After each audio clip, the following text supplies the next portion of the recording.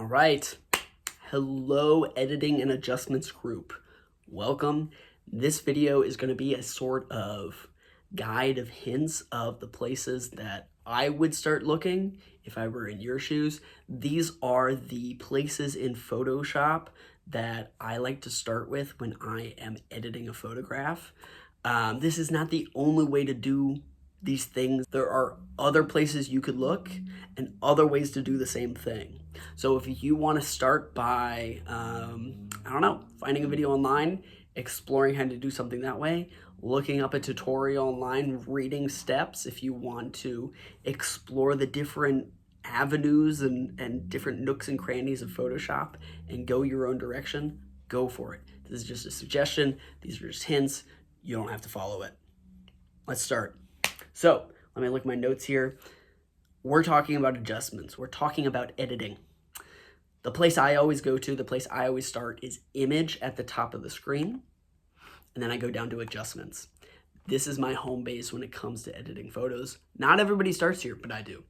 The main options in this list of options that I choose from, the ones that I like to start with is brightness down to photo filter.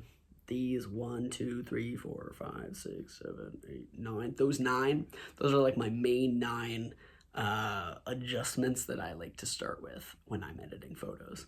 I also sometimes use invert in this list. I sometimes use posterize, and occasionally I'll use other ones that are in here. But there are some in this list that I have literally never used before, and I've been using Photoshop for like 10 years. So you can explore other things in this list if you want to. Those are the ones that are my favorite and the ones that I use most often. So that's image and adjustments. I would suggest starting there.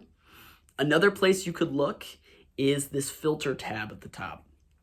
There's lots of things in the filter tab that do many different editing results on whatever photograph you have. Some that I use semi-frequently. I like to use this blur and blur gallery kind of sub menus there. I use those whenever I'm like adding any kind of blur or haziness to a photograph. I also use this noise one, specifically like add noise.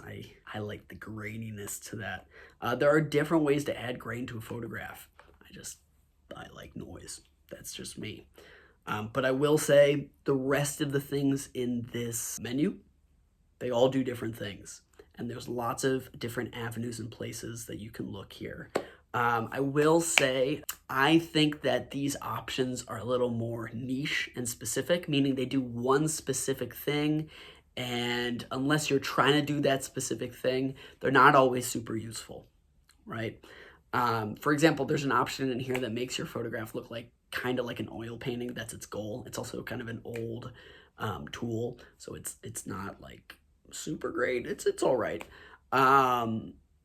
When you're not trying to make your photo look like an oil painting, you really won't use that. Where in image and adjustments, adjusting the brightness of a photograph, that's something you can use for a lot of different uses, right? So you can explore filter, but it might not be as good a place to start or put as much time into as maybe image and adjustments.